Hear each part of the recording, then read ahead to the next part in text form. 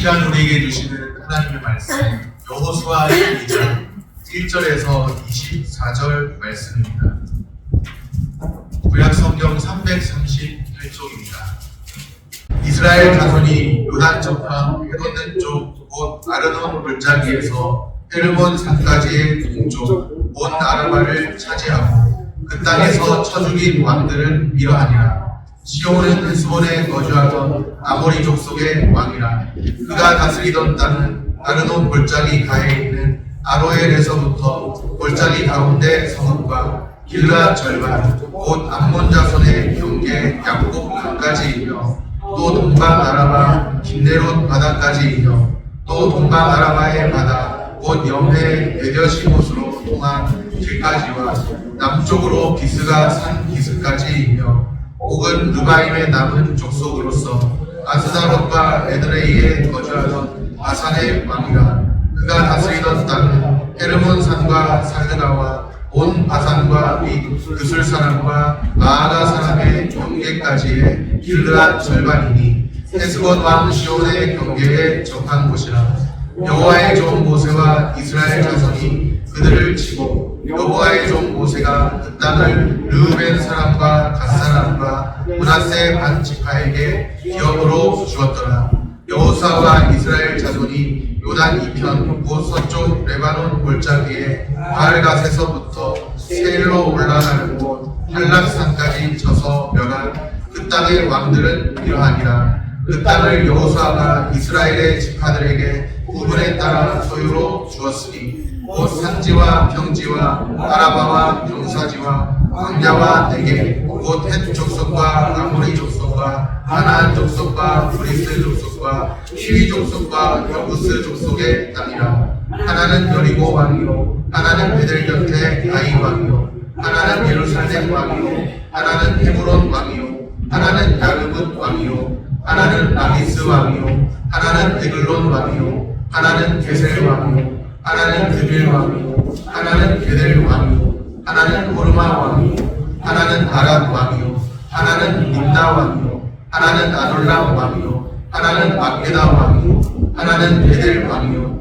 하나는 각보아 왕이요 하나는 헤벨 왕이요 하나는 아벡 왕이요 하나는 나사론 왕이요 하나는 마돈 왕이요 하나는 하솔 왕이요 하나는 시므론 무론 왕이요 하나는 악삽 왕이요 하나는 다하닥 왕이요 하나는 무깁도 왕이요 하나는 게데스 왕이요 하나는 갈멜의 용남 왕이요 하나는 돌의 높은 곳의 돌 왕이요 하나는 길갈의 고임 왕이요 하나는 디르사 왕이라. 모두 31 왕이었더라. 아멘. 샬롬. 주님의 평강이 함께하기를 소원합니다. 우리 오늘 제목을 같이 한번 읽고 시작하면 좋겠습니다. 같이 읽겠습니다. 승리 주시는 신실하신 하나님. 아멘. 우리가 여호수아를 계속해서 오늘까지 살펴보는 중에 있습니다. 여호수아서 전체는 크게 둘로 구분할 수가 있습니다. 전반부와 후반부 이렇게 둘로 구분하면 되겠죠. 전반부에 해당하는 내용은 1장에서 12장까지 내용인데 가나안 정복사에 대한 내용입니다. 후반부에 해당하는 13장부터 마지막 장 24장까지는 가나안 땅 분배와 정착에 관한 내용입니다. 오늘 우리는 여호수아 12장을 살펴보고 있죠. 여호수아 12장은 전반부의 마지막, 여호수아서의 전반부의 마지막에 나갑니다. 여호수아 12장의 전체 내용은 이스라엘의 가나안 정복사에 대한 요약입니다. 이스라엘이 어떻게 가나안을 정복했는지 그 가나안 정복 역사에 대한 요약이죠. 12장에 기록된 이스라엘의 가나안 정복사도 크게 두 단락으로 구분할 수가 있습니다. 오늘 우리가 봤던 여호수아 12장이 읽어봤던 여호수아 12장이 크게 둘로 구분된다는 것이죠.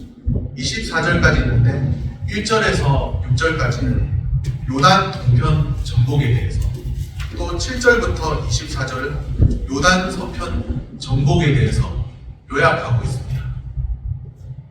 이스라엘에 관한 정복사에 있어서 첫 번째로 전개되는 내용은 요단 동편 정복에 대한 말씀입니다. 요단 동편 정복은 모세가 정복한 요단 동편의 두 왕에 대한 기록이죠. 여호수아 이전에 이스라엘을 요단 동편까지 이끌고 온 이스라엘의 지도자가 모세인데, 모세가 정복한 요단 동편의 두 왕에 대한 기록입니다.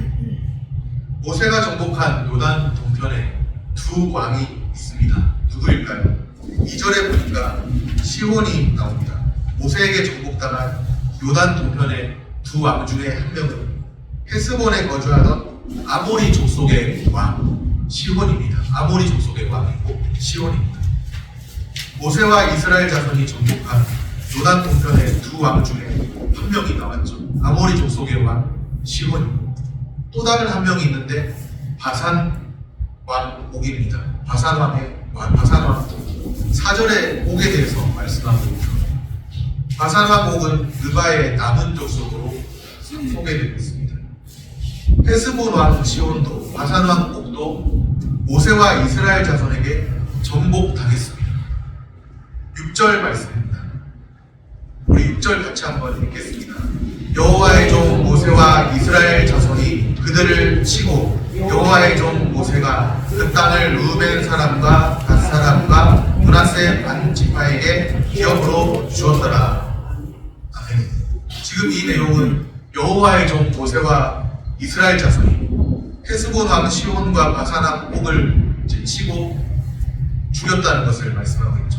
그들이 다스리던 땅을 정복해서 루벤, 갓, 므낫세 반 2분의 1 지파, 므낫세 반쪽 지파에게 분배해서 주었습니다. 요단 동편 땅을 분배해서 주었다는 것이죠. 이것이 요단 동편 정복에 대한 기록입니다. 요단 동편은 가나안 땅일까요? 아닐까요? 요단 동편은 아직 가나안 땅이 아니에요. 요단 강을 건너가야 가나안 땅에 들어가게 됩니다. 이제 이스라엘의 지형을 중심축이 있는데 성경 지리 시간에 보면 이스라엘 중심축에 달하는 지형이 있어요. 이제 제일 위쪽으로는 갈릴리 호수가 있고 그 중간쯤으로 쭉 내려오면 요단강이 있고 그 더 밑으로는 사해가 있죠. 갈릴리, 요단강, 사해. 이게 중심축이에요. 이 중심축을 기준으로 해서 요단 동편, 서편 이렇게 구분이 되죠.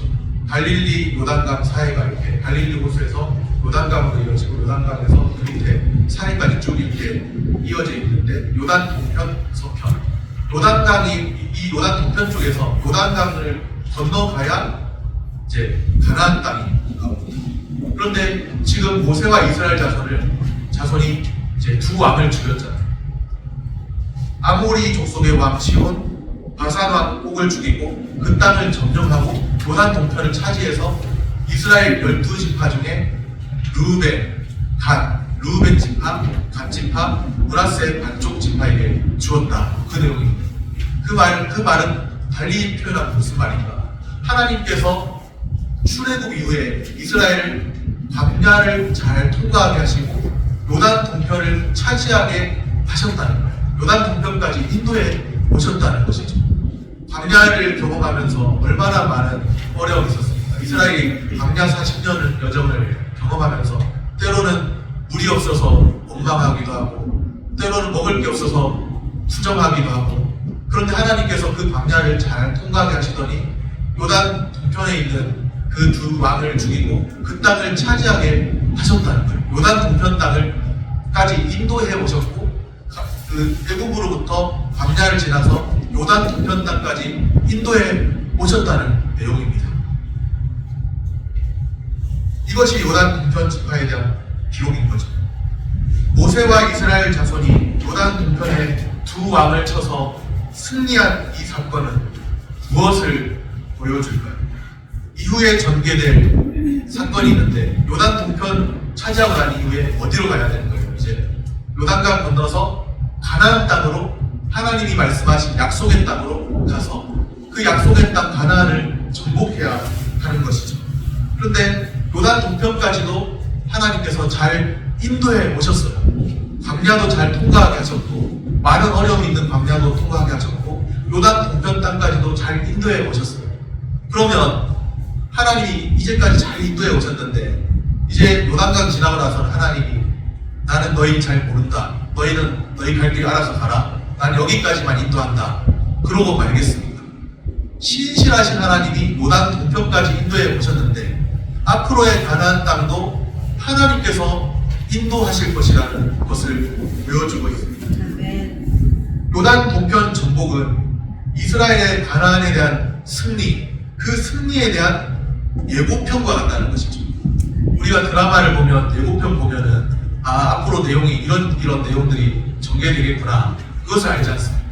그런데 요단 동편까지 왔잖아요. 하나님이 인도해 오셨잖아요. 하나님께서 이끌고 오셨잖아요. 이제 예고편을 본 거예요. 하나님께서 이렇게 인도해 오셨듯이 요단강 지나서 가나안 땅 들어가도 앞으로 그 땅에서도 하나님께서 약속의 땅에서도 너희들을 인도하시리라. 앞으로의 일어날 일들에 대해서도 하나님께서 너희의 삶을 붙드시고 지키시고 인도하시리라. 예고편을 보면서 이제 본편을 봐야 될 때가 가까워 오는 거죠. 하나님께서 이제까지 이스라엘을 인도해 오셨죠. 요단 동편까지. 우리를 지금까지 2024년 12월 둘째 주일인데 지금까지 인도해 오셨죠. 앞으로의 우리의 가야 할 길도 하나님께서 인도하실 것입니다. 하나님께서 앞으로도 자기 백성을 신실하게 지금까지 그러해 오셨듯이 신실하게 인도해 오실 것을 보여줍니다. 하나님께서 이스라엘을 인도하셨듯이 하나님의 자기 백성을 인도하십니다. 오늘 우리도 주께서 붙드시고 여전히 인도하시는 줄로 믿습니다. 하나님의 약속을 성취하는 일에 모세와 여호수아 각각 자기 시대의 소명에 충실했습니다. 모세도 이스라엘의 지도자이고 또 여호수아도 그 뒤에 모세의 뒤를 이어서 이스라엘을 이끌어가는 지도자입니다.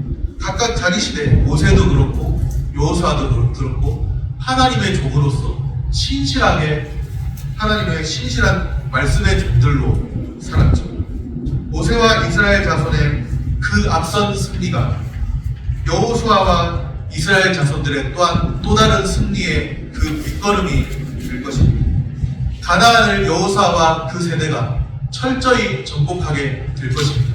요단 동편을 정복했듯이 요단 서편 가나안 땅도 그 세대가 여호수아와 그 세대가 하나님 말씀 따라 철저하게 정복하게 될 것입니다. 여호수아 12장 마지막 절을 보면 여호수아와 이스라엘 자손이 정복한 왕들에 대해 기록하죠. 하나는 누구요 하나는 누구요 하면서 많은 왕들이 이름이 이렇게 나오는데 모두 몇 명일까요? 24절에 보면 모두 31왕이었더라. 31왕이었더라. 24절 마지막 절에 보면 모두 31왕이었더라. 모세 때는 그 아모리 왕 시온과 바산 왕 옥 두 왕을 치고 두 땅을 점령했잖아요. 그런데 여호수아 때는 모두 몇 명이라고요? 31명의 왕이라고 기록합니다. 모세와 이스라엘 자손이 정복한 왕들에 대한 기록이 먼저 나오고, 그런데 여호수아와 이스라엘이 정복한 왕들은 31명의 왕들의 명단이 기록돼요. 믿음으로 말씀에 순종하여 기초를 놓은 그 결과가 다음 세대에 큰 열매로 나타났습니다. 모세 시대에 그렇게 하나님의 말씀 따라서 요단 동편까지 왔는데 그 다음 세대 여호수아 때에는 가나안을 철저하게 정복하는 일들로 나타났습니다. 믿음으로 우리가 말씀에 순종하여 기초를 놓으면 우리 다음 세대에 큰 열매로 나타나게 될 것입니다. 바라기는 우리 다음 세대가 모세와 이스라엘 자손의 승리를 이어받은 여호수아와 이스라엘 자손같이 되기를 소원합니다. 이스라엘의 가나안 정복사에 있어서 두 번째로 전개되는 내용은 당연히 요단 동편 정복에 대해 나왔기 때문에 이제 요단 서편 정복에 대한 말씀이 기록됩니다. 요단 서편 정복은 여호수아가 정복한 요단 서편의 31명의 왕에 대한 기록입니다. 31명의 왕을 자세히 살펴보면 가나안 중부와 남부 지역의 16왕과 가나안 북부 지역의 15왕에 대한 기록입니다. 가나안 땅이 그 북부, 중부, 남부 이렇게 구분될 수 있는데 가나안 중부와 남부 지역의 중부 남부가 먼저 나옵니다. 중부와 남부 지역의 16왕, 가나안 북부 지역의 15왕, 16왕이 15하면 31왕이죠. 여호수아서 12장은 지금까지 정복한 가나안 왕들의 명단을 상세히 기록하고 있습니다. 이토록 정복한 가나안 왕의 명단을 상세히 기록하는 이유가 무엇일까요? 왜 이렇게 복잡하게 왕들 명단을 상세히 기록하고 있을까요?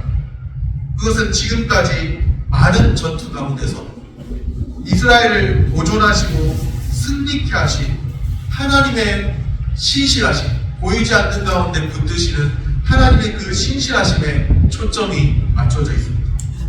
우리 주 하나님은 신실하신 하나님이십니다. 요단 동편까지 인도에 오셨듯이 가나안에서도 이렇게 행하셨다는 거예요. 앞선 요단 동편 정복을 포함해서 요단 서편 정복까지 가나안 정복사의 강조점은 어디에 있는가? 우리가 이렇게 많은 왕들을 무찔렀다, 여기에 있는 것이 아니고 하나님의 백성을 보존하고 승리케 하신 신실하신 하나님이 계시다는 사실입니다. 신실하신 하나님께서 하나님의 자기 백성을 보존하십니다. 또한 승리케 하십니다. 요한일서 5장 4절 말씀에 무릇 하나님께로부터 난 자마다 세상을 이기느니라. 세상을 이기는 승리는 이것이니 우리의 땡땡이니라. 세상을 이기는 승리는 이것이니 우리의 땡땡입니다. 땡땡에 들어갈 말은 무엇일까요? 믿음입니다. 우리의 믿음. 세상을 이기는 승리는 이것이니 우리의 믿음이니라. 세상을 이기는 승리, 우리의 믿음입니다. 또 빌립보서 4장 13절 말씀에 내게 능력 주시는 자 안에서 내가 모든 것을 할 수 있느니라. 그리스도 안에서 내게 능력 주시는 자 안에서 내가 모든 것을 할 수 있다고 말씀합니다. 신실하신 우리 주 하나님께서 우리를 인도하고 계십니다. 우리가 또한 그리스도 안에 있기 때문에 우리는 모든 것을 할 수 있습니다. 여기서 내게 능력 주신 자 안에서 모든 것을 할 수 있다는 그 말씀은 자족하는 일체의 비결을 배웠다는 그런 맥락에서 사용되고 있습니다. 가난에 처하든지 풍부에 처하든지 어떤 상황 가운데 있든지 빌립보서 4장 13절에 내게 능력 주신 자 안에서 내가 모든 것을 할 수 있다. 이것은 어떤 상황에 있든지 어떤 형편에 처하든지 가난에 처하든지 풍부에 처하든지 어떤 상황 가운데 놓였든지 자족하는 일체의 비결을 배운 것, 그것이 바로 내게 능력 주신 자 안에서 내가 모든 것을 할 수 있느니라는 말씀입니다. 우리가 어떤 상황에 놓여 있든지 내게 능력 주시는 자 그리스도 안에서 자족한다면, 스스로 주님을 바라보면서 만족한다면 우리는 일체의 비결을 배운 자로서 모든 것을 할 수 있습니다. 때로는 내게 있는 아픔이 있을 수 있고 또 여러 가지 상황들이 있을 수 있지만 그 가운데서도 주님을 바라보면서 그 주님은 신실하신 하나님이시기 때문에 신실하신 하나님 지금까지도 인도에 오셨기 때문에 때로는 그런 생각할 때가 있어요. 그렇게 기도할 때가 있어요. 저는 특별히 새벽에 기도할 때 하나님께서 은혜를 많이 주시거든요. 새벽이 좀 더 집중해서 기도하는 좋은 시간이 저에게는 되는 것 같습니다. 다 똑같을 수는 없겠죠. 어떤 분들은 뭐 금요 기도가 좋다든지 그럴 수 있는데 저는 어떤 때 새벽에 기도하다가 하나님 참 어떤 때는 제 삶이 너무 막 숨만 겨우 이렇게 쉴 수 있는 그 정도 이거 같습니다. 그렇게 고백할 때가 있어요. 겨우겨우 숨만 쉬는 것 같습니다. 뭔가 맡긴 것 같고 그런 고백을 할 때가 있었어요. 그럼에도 불구하고 하나님께서 숨쉬게는 하지 않습니다. 그럼에도 불구하고 우리 가운데 어떤 상황이 놓였든지 그래도 우리는 살아있지 않습니다. 우리가 전날에 어떤 아픔을 겪었든지 어떤 상황을 당했든지 그래도 그 다음날 아침에 일어나서 눈을 뜨고 여전히 나는 숨쉬고 호흡하고 있지 않습니다. 하나님께서 여전히 남겨두지 않았습니다. 뭔가 하나님께서 하실 일이 계시기 때문에 하나님께서 신실하신 하나님께서 지금까지 인도에 오셨는데 우리의 삶을 지금도 여전히 붙들고 계시지 않습니까? 신실하신 우리 주님, 이스라엘을 요단 동편까지 인도해 오셨고 또 가나안 요단 서편에서도 가나안 땅에서도 하나님께서 신실하신 하나님께서 자기 백성을 하나님의 자기 백성을 보존하시고 승리를 주셨습니다. 신실하신 우리 주 하나님을 찬양합니다. 오늘도 신실하신 우리 주 하나님이 여전히 우리를 인도하시는 줄로 믿습니다. 말씀을 정리합니다. 하나님께서 앞으로도 자기 백성을 인도하십니다. 하나님의 백성을 보존하고 승리케 하신 신실하신 하나님이십니다. 때로 우리의 상황을 볼 때는 답답하게 여겨질 수가 있고 안타까운 상황도 있을 수가 있습니다. 그러나 믿는 자들은 누구를 바라보는 자예요? 살아계신 하나님, 신실하신 그 하나님을 바라보는 자, 믿음의 눈을 떠야 합니다. 우리가 믿음의 눈을 떠서 하나님의 행하시는 일들을 바라보아야 합니다. 전에도 제가 오래전에 말씀드린 적이 있지만 어떤 영안이 밝아졌다. 영안이 밝아졌다는 게 뭘까요? 귀신 보면 영안이 밝아진 겁니까? 그런 거 아니에요. 뭐 어떤 사람은 귀신 본다, 뭐 그런 사람도 저는 보긴 했는데 실제로 그럴 수도 있겠죠. 그러나 정말 영안이 밝아진 게 뭡니까? 영적인 눈이 밝아졌다. 하나님이 살아계시며 하나님이 행하시는 일이 있는데 그것을 보고 있는 겁니다. 하나님의 큰 일을 보고 하나님을 찬양하며 사는 겁니다. 지금 내 삶이 암담하게 여겨져도 신실하신 하나님을 바라보고 다시는 일어나는 겁니다.